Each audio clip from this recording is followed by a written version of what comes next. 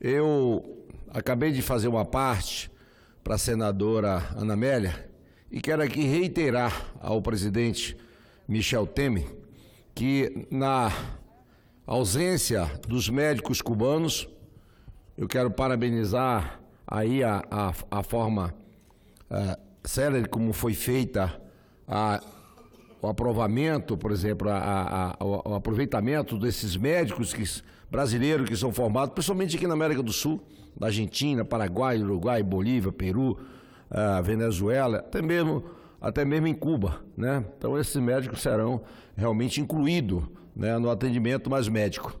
E, por outro lado, eu acho que o presidente deveria baixar uma medida provisória para que os médicos do Exército Brasileiro, da Marinha, da Aeronáutica, possam também atuar nesse segmento até que seja normalizado toda essa situação.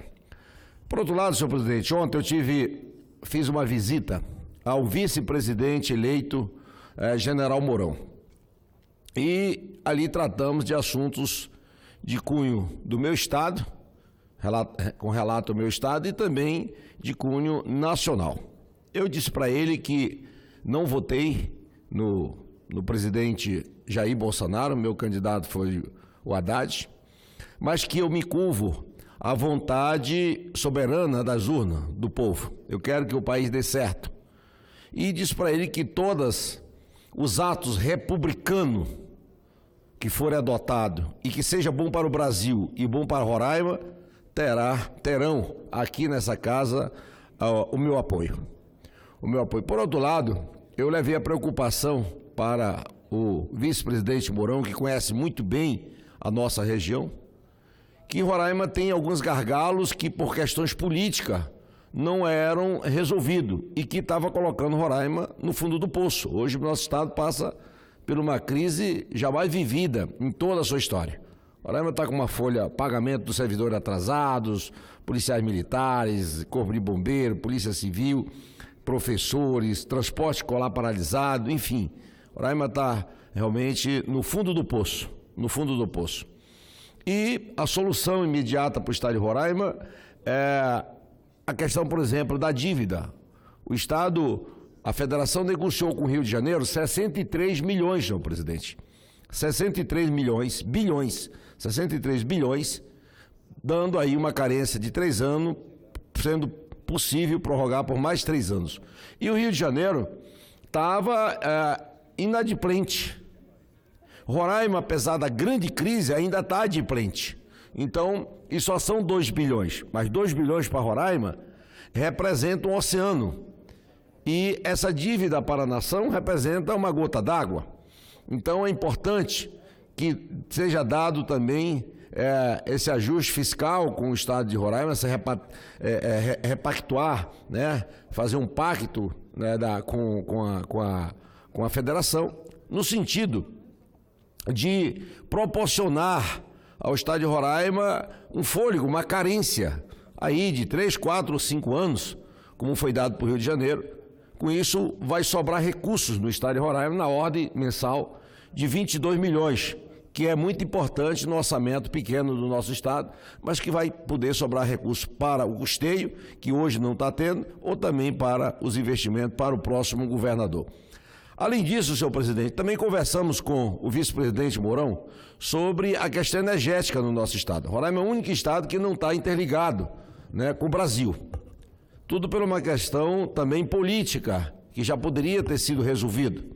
Que as comunidades, a Troari e o Emiri, estão dispostas a dialogar e buscar o entendimento para passar naquele trecho de 100 quilômetros. Ora, a falta de uma energia sólida, forte, como é a energia de Tucuruí, se chegar lá, vai dar a Roraima as condições de investimento, né? Isso vai ser um atrativo para novas empresas e para o estado investir no estado de Roraima. Porque hoje a energia que nós temos, a metade, 120 megawatts vem da Venezuela, 70 megawatts são por termoelétrica.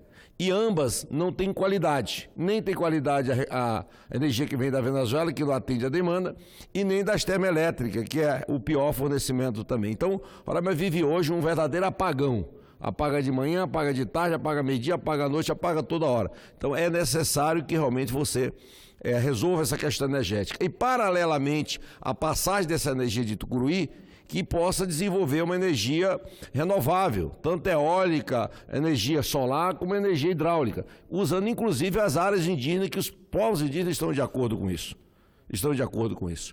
Então, é importante, colocamos esse assunto. Também foi colocado para o presidente a questão fundiária. Roraima hoje tem 12 glebas que, por ser uma área de fronteira, ainda não está liberado para o Estado titular essas terras. Então, isso causa uma insegurança jurídica enorme para o Estado de Roraima, né? Você não tem o proprietário da terra, ele apenas tem o direito da ocupação.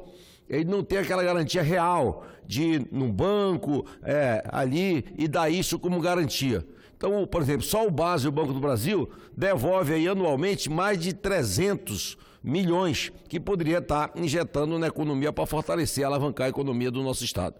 Foi também questionado com o vice-presidente a questão de uma universidade. Nós solicitamos uma universidade indígena, porque o Brasil, só em Roraima, hoje nós temos 480 comunidades, a população de 100 mil indígenas, e nós temos três municípios que são indígenas interligados. Colocar uma universidade, em vez de colocar uma universidade federal rural, colocaria uma universidade indígena ali. Atenderia o índio ou não índio, mas ela teria essa característica, era a primeira no Brasil. Então isso dava, inclusive, dá ao novo presidente uma pujança enorme no que diz respeito ao olhar, né, mais carinhoso com os povos indígenas, porque é necessário.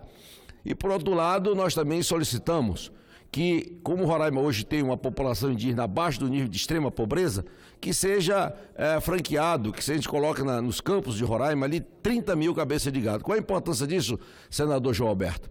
É que ao tempo que você faz o povoamento da fronteira, você garante a nossa fronteira povoada. Segundo, ela é antropologicamente correta, porque o indígena foi vaqueiro muito tempo dos fazendeiros e eles dominaram a técnica do manejo. E, ecologicamente falando, ambiental, não tem uma agressão ambiental, porque são áreas capins, o capim é nativo, né? Então é a área de procriação, engorda, que há condições de fazer isso. E tem o lado econômico, porque os próprios povos indígenas passam a vender, né, a produção, os bezerras para os donos de capinzais que possam engordar. Isso dá uma área econômica para o Estado. E, por outro lado, na questão alimentar, né, porque os derivados do leite e da carne favorecem muito. Então são 5 itens que resolvem com essa situação. Colocamos tudo isso e, por último, a questão de minério. Roraima é o estado que tem o maior estoque de minério per capita do mundo, né? Nós somos o estado mais rico de natureza per capita no mundo. Temos água em abundância para produzir e para produzir energia. Nós temos sol 12 horas que podemos produzir energia e podemos também ajudar na plantação. Temos uma terra produtiva, altamente produtiva, na entre-safra do Brasil, né, que favorece muito. E temos, por último, ali um povo precisando realmente de um investimento para tirar Roraima do contra-cheque e colocar Roraima no setor produtivo. Não tenho nem dúvida que isso faz de Roraima a mais nova fronteira agrícola do nosso país, né? Roraima vai naturalmente sair, né, dessa crise se essas medidas forem adotadas pelo governo federal. E deixei bem claro que essa solução, senhor presidente João Alberto, se resolve em menos de 3 meses. É só vontade política. É só vontade política. E, por último, eu agradeço o tempo que Vossa Excelência me deu, por último, é o corredor. Nós temos entre a Manaus e Roraima, nós temos essa área Torari-Uamiri, há uma corrente que às 18 horas ela é baixada e às 6 horas da manhã suspende. Olha, o presidente João Alberto, imagine, os caminhoneiros vêm lá do Amazonas, pernoitam ali, 20, 30 caminhões na beira daquela corrente. Passa 6 horas, anda 100 quilômetros para chegar na primeira alfândega do estado do lado de Roraima. Aí passam 2 horas cada caminhão em função do fluxo. Eles vão sair lá 2, 3 horas da tarde, no horário quente, né, sofrido, maltratados, e como os 10 caminhoneiros me falou, senador, o prejuízo nosso é enorme, em todos os sentidos. Cansaço, esgotamento, os pneus no horário quente, né, cria aquela aquela bolha, aquela coisa. Então, é um prejuízo e isso fere de morte a Constituição brasileira. Então, nós pedimos essa providência. Aquilo ali pode ser resolvido como? Coloca um corredor ecológico, controlado eletronicamente, e reverte às comunidades as infrações que foram adquiridas. Então, bota um posto, né, da Polícia Rodoviária Federal e ainda bota um stand lá, que é para poder você realmente fazer um scanner, bota um scanner lá para poder você fazer uma aferição, né? Tanto coloca ali naquele limite de Manaus já termino, senhor presidente, Manaus com Boa Vista, como dá de colocar um fixo, né?